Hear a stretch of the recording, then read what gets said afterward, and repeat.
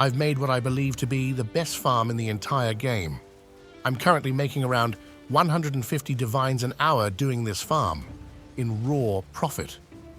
I obviously didn't want to release it because you're going to fuck up the price on tablets, but after testing some budget variants with shittier tablets, it's still capable of pulling in insane amounts of currency. This is from just 5 or 6 runs of the budget version, less Omen of Lights, but a lot more of the other good stuff because I can add other modifiers. Alright, so what's this whole farm about? Well, shit. It's definitely not your typical Omen of Light strategy.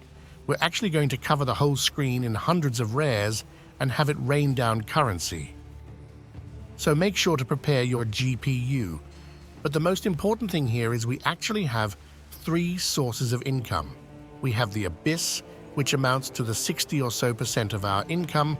Then we have Delirium and Ritual doing the rest of the work. There's a lot going on in this farm though, so let's take it step by step so you dumb shit viewers can follow.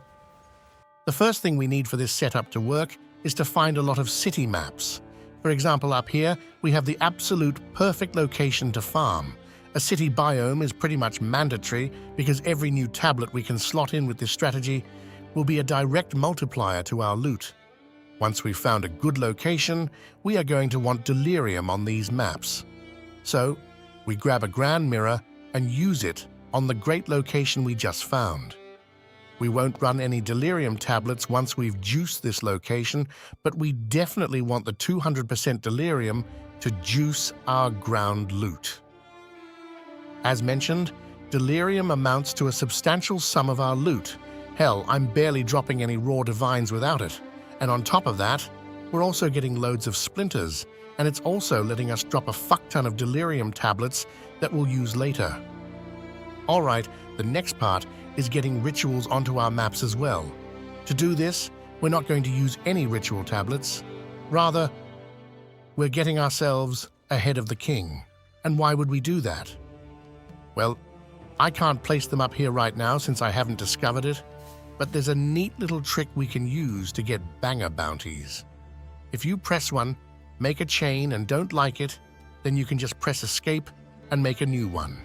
The heads usually always pays for themselves in chaos orbs, but usually you can find some really good ones like the expensive omens, a stack of divines or whatnot. And we want to be doing the rituals anyways for the expensive omens because they're busted and take basically no time out of our run to do. Also, it allows us to drop ritual tablets, which unidentified sells for 1/3 to half a divine each. Just don't forget to run the good ones, because otherwise they'll disappear apparently. Lost probably 20 divines here. Opsy. Either way, the Deli and the rituals is all you need to prepare your maps.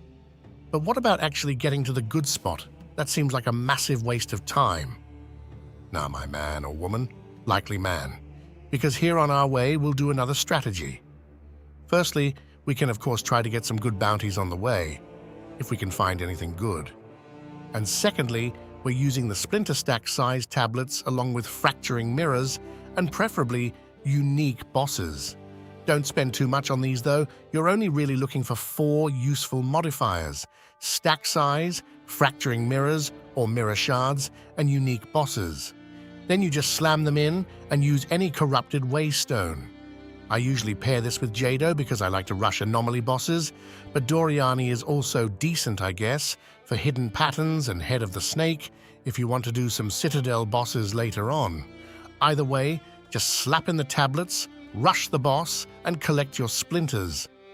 You'll usually get a few divines per map doing this, and you can also do anomaly bosses, King in the Mists and so forth, if you want for some extra currency and to vary a bit. Just make sure you've unlocked the Delirium Atlas passives, or else you won't drop any splinters. Also, 2 hidden tips while doing this that I mentioned in my latest video, but a lot of people didn't know about.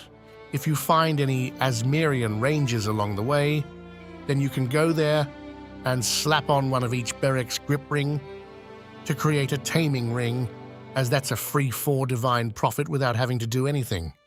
The same goes if you find any castaway maps. These you can save and hop into the TFT Discord. There people pay 3 divines to join you for the castaway map. So, a free 15 divines. Alright, and once we've arrived at a good spot, it's time to juice. Let's start with the Abyss Atlas and tablets. We are going to juice up the drop rate of omens, obviously. In particular, the Amanamu omens, as we're looking for Omen of Light. Every rare monster with the Anamamu modifier has a chance to drop one Omen of Light. And I say one because that's correct. Typically you have things such as effectiveness, boosting the number of drops. This does not work on these, so this bonus is hot garbage, for example. Instead, there are 3 godly modifiers we can get on our tablets. Basically, it's this tablet. Increased number of rare monsters will, of course, boost the number of rares that spawn, meaning we get more chances for an Omen of Light to drop.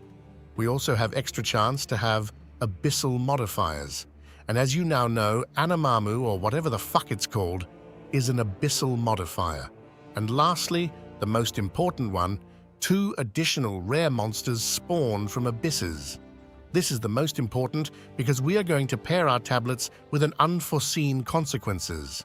They can spawn between 14 to 18 extra abysses, and if we have 2 extra rares per abyss that we boost via Jado, our Atlas tree, and extra rare monsters, then well, you get a buttload of rares, basically.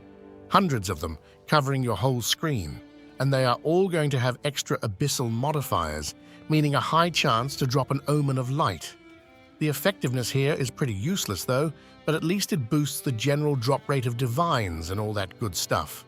Now tablets such as this one is going to be extremely expensive.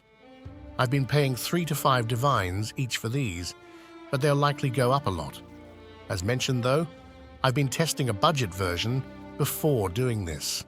And the strategy that worked the best by far from me was combining the 3 modifiers, meaning on all of them I used the +2 rares, because that one's the most important and the whole reason this strategy works. Then, on one of them, I use increased rare monsters, and on the other, 1 extra abyssal modifiers.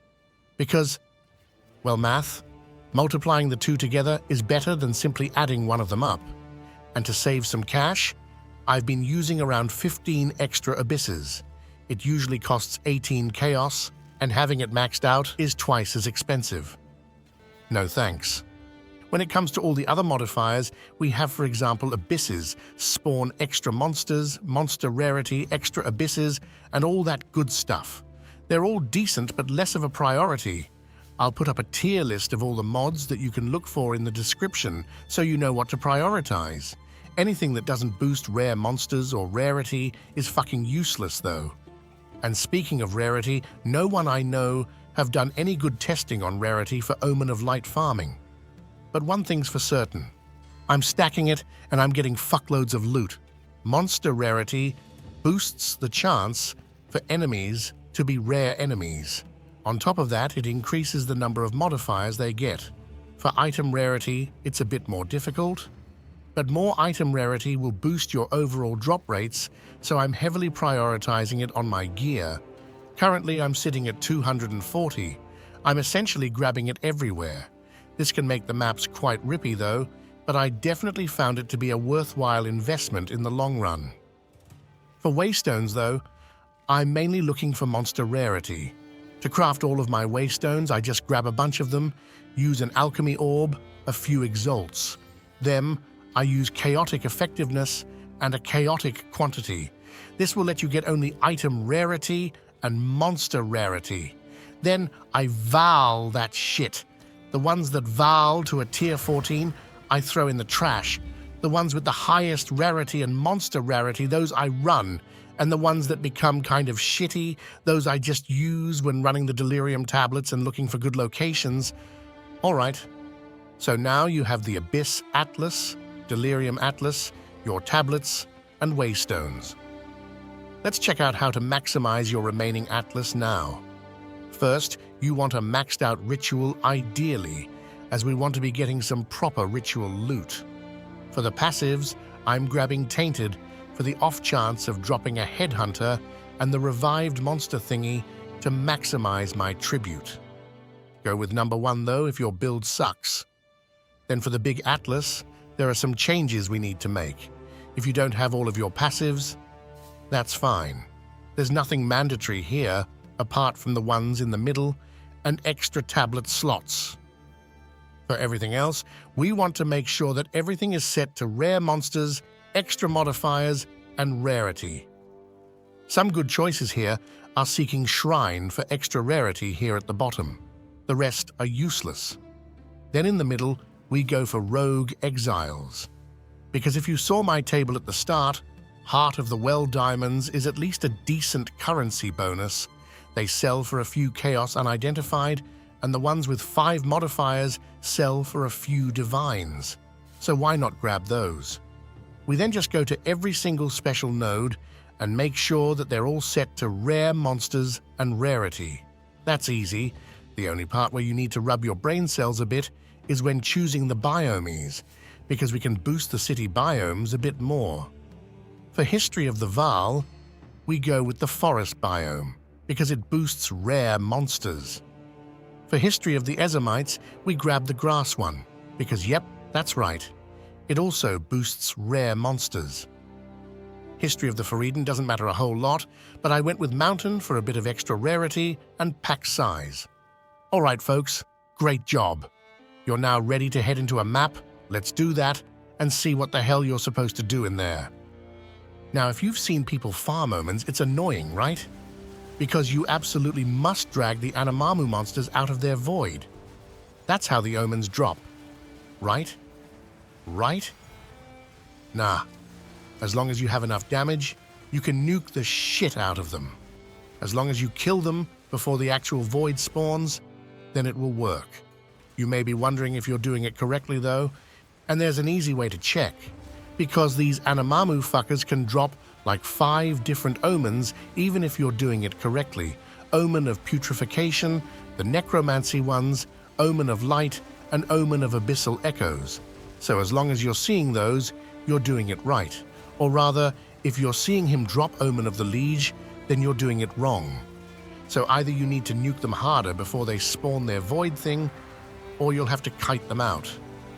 I usually only have to do this if I miss him before he spawns, and in that case, I just walk away until he follows me. Alright folks, if you're not getting any good loot doing this, then you're doing it wrong or missing something, because this farm is a goddamn banger. Drop a sub, and I'll see you in the next one.